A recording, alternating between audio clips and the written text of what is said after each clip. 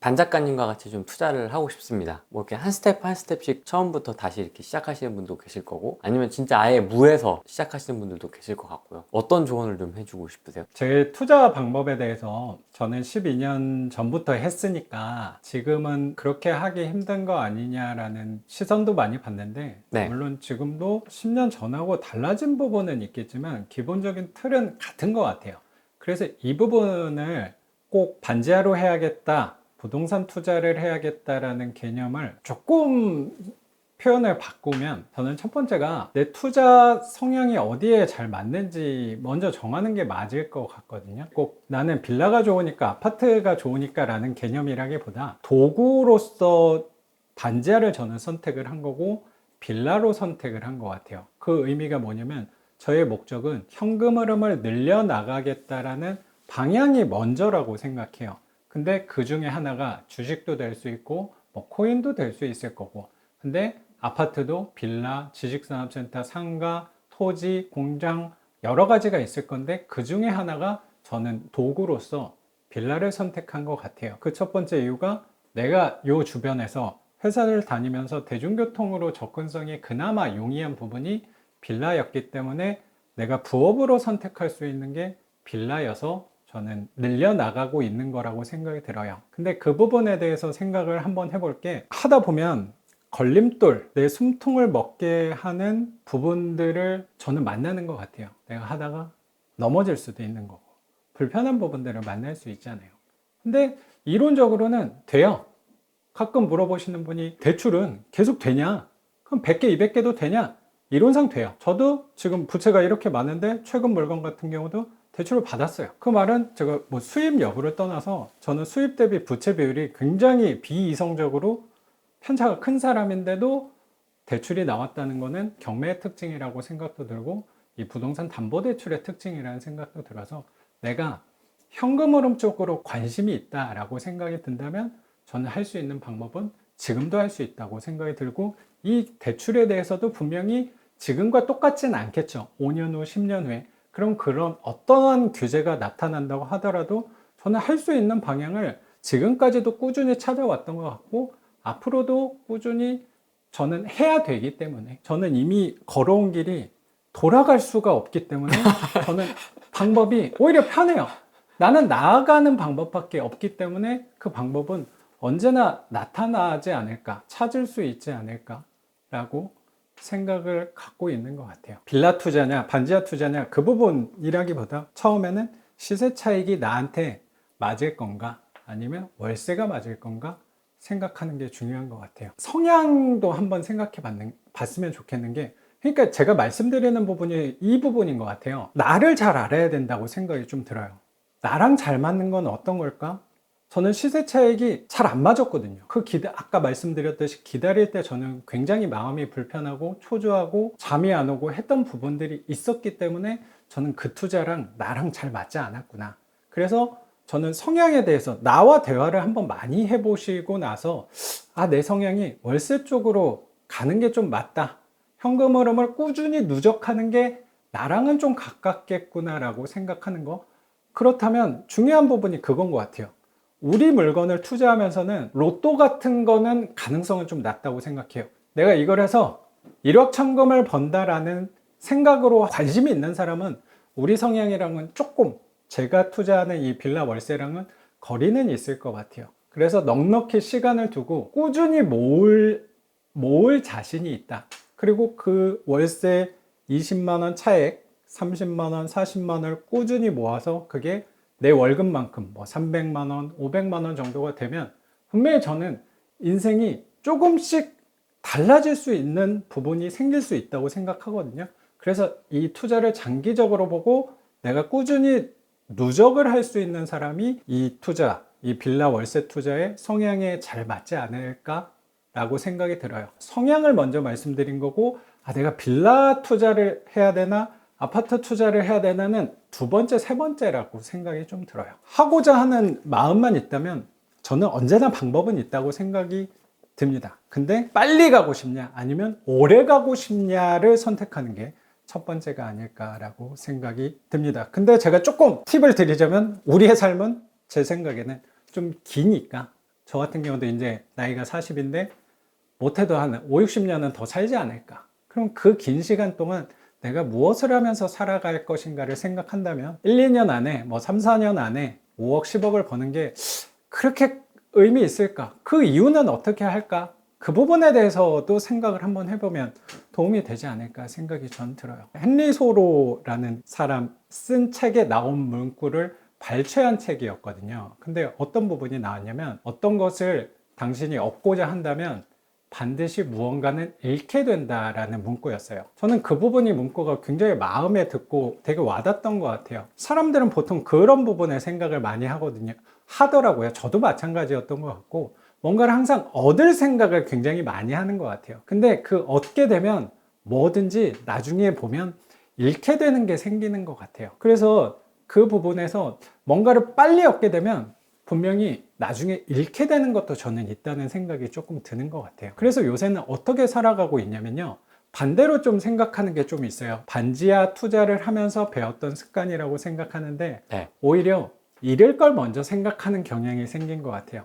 잃을 걸 먼저 생각하게 되면은 얻게 되는 거를 나중에 느끼게 된다는 생각이 좀 드는 것 같아요. 잃은 부분이 저는 정확히 구체적으로 어떤 부분이냐면 저는 아파트 투자에 대해서는 한편으로는 잃었다고 생각해요. 아파트 투자, 시세 차익, 양도 차익을 남기는 부분에 대해서는 저는 놔버리고 잃은 부분이라고 생각해요. 대신 월세라는 현금 흐름이 저는 따라왔다, 얻었다라고 생각이 또 들고 그게 시간이 지나니까 뭐 재개발로도 돌아온다. 그러면 그게 빨리 가고 많이 얻고가 그렇게 탐이 안 나진 않죠, 당연히.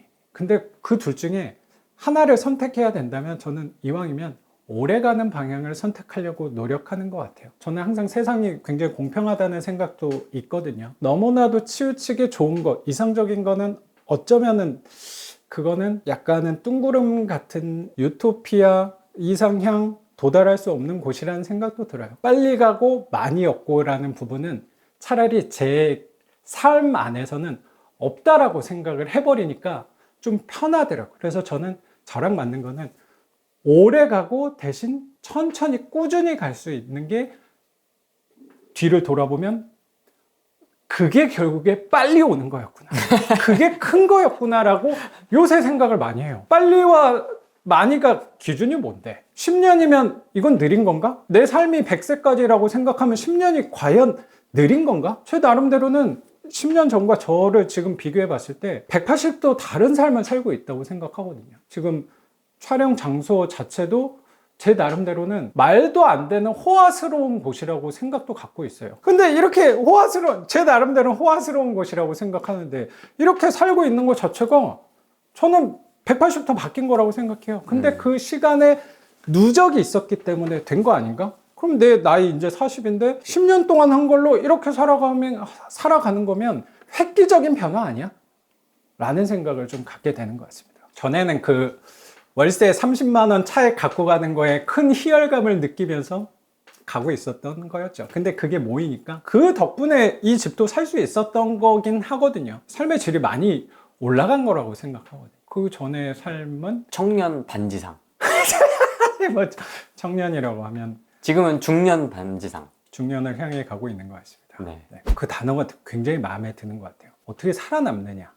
저는 결국에 삶 자체, 투자도 그 일환의 하나라고 생각하는데 결국에 생존인 것 같아요. 제가 지금까지 꾸준히 하는 이유 자체도 생각을 해보면 살아남기 위해서 하는 것 같고 이 집에 온 것도 어쩌면 살아남기 위해서, 살기 위해서 왔다는 생각도 굉장히 큰 것 같아요. 그래서 그 투자하는 거는 저는 회사를 다니시던 사업을 하던 중요한 부분이고 도움이 될 수 있는 부분이라고 생각해요. 뭐 투자는 누구나 해야 되고 필수적이다라는 개념보다 분명히 내가 하는 주업에 도움이 될 수 있는 부분이 맞는 것 같아요. 그러면 그 맞는 부분에 있어서 저는 어떤 투자를 해야지 저 전문가 말이 맞구나, 저 유명한 사람이 말하는 게 맞구나를 따라가는 것보다 저는 제일 첫 번째가 나에 대해서 생각을 많이 해보는 게 중요한 것 같아요. 남들이 하니까 움직인다기보다 왜 해야 될까? 이 투자를 해서 어떤 부분이 내 삶에 도움이 될 것인가를 생각해보고 움직이는 게 저는 굉장히 중요한 것 같아요. 그거는 꼭 자본주의이기 때문에 사회주의이기 때문에 살아남는 방법이라기보다 인간이 살아남는 방법 중에 전 첫 번째가 자아 성찰이라고 생각해요. 그 부분을 맞다고 하면 빌라도 분명히 월세 누적하는 거 도움이 분명히 될 수 있다면 나는 글로 가면 되는 것 같고, 아파트가 나는 마음에 드는데 시세 차익 쪽으로 하는 게, 난 롤러코스터를 엄청나게 타는 게 맞는 분들도 놀랍게도 계시더라고요. 저는 이해가 잘 되진 않지만 그런 부분이 나는 스릴 있고 맛있겠다, 재미있겠다 맛있겠다. 라고 생각이 들면 저는 그 부분이 맞다고 생각해요. 내가 방향만 설정한다면 거기서는 언제나 나은 대안이 있을 거라고 저는 생각을 갖고 있습니다. 저는 시간인 것 같아요. 시간? 네. 자본주의는 시간이다. 결국에 시간을 사는 부분이라고 생각이 되게 많이 들어요.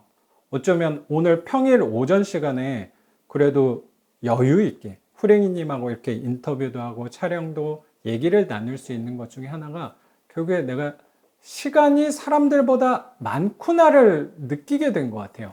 저는 이거 굉장히 조심스러운 얘기긴 한데, 이렇게 살아가면 부자 아니야 라는 생각도 가끔 제 머릿속에 스치기도 하거든요. 근데 저는 이렇게 외관적으로 사람들이 봤을 때 부자는 아니거든요. 야, 뭐 반주에 있는 애가 뭐 부자야? 네 뭐 집이 뭐 얼마짜리 사는데 어느 동네 사는데 그게 부자야? 라는 생각이 저도 인정이 돼요. 맞아요. 근데 이렇게 사는 게 부자가 아닐까라고 생각을 제가 주제넘게 한 부분이, 제가 사람들보다 유독 많은 게 하나가 저는 시간인 것 같아요. 특히 제 나이 또래, 뭐 제 주변 친구들만 보더라도 저처럼 평일에 시간을 이렇게 쓸 수 있는 사람은 사실 없단 말이에요.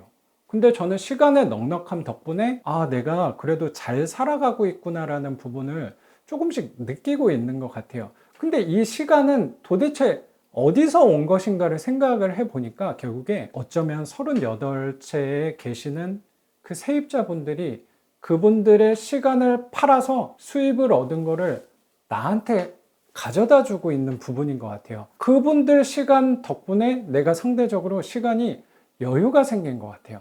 그래서 그 여유 있는 시간 동안 이렇게 유명한 인플루언서 프레시님들 만나게 될 수 있는 거고, 저 혼자 지금도 제가 책 열심히 쓰고 있거든요. 네. 책 같은 경우는 저희가 생각할 때 굉장히 사치스러운 일이라고 생각하거든요. 왜 사치스럽냐면, 이거 잘 아시겠지만 책은 돈이 안 돼요. 이거 진짜 막 1년 2년 고민해서 썼는데 이 경제적인 득이 아무것도가 저는 정확하다고 생각하는데, 그런 일에 내가 시간을 쓸 수 있는 거, 제 나름대로는 예술적인 활동에다 힘을 쓸 수 있고 시간을 쏟을 수 있는 거는 결국에 38분의 세입자분들의 시간을 제가 가져올 수 있기 때문이라고 생각이 좀 드는 것 같아요. 그래서 제가 어쩌면 저도 깊숙한 곳에는 불편하고 답답하고 잠도 안 오고 스트레스 받고 고민거리도 굉장히 많이 있겠지만, 상대적으로 조금은 여유 있게 살아갈 수 있는 게 결국에 시간인 부분이 아닐까. 근데 가장 합법적이고 합리적으로 시간을 사올 수 있는 방법은 자본주의라고 생각이 좀 들어요. 이 자본주의가 어떤 측면에선 굉장히 나한테 고난과 시련을 줄 수 있는 부분도 있겠지만, 한편으로는 나한테, 저는 가진 거 없는 사람이었으니까 그런 사람도 기회가 될 수 있는 게 자본주의가 아닌가라고 생각을 갖고 있는 것 같습니다.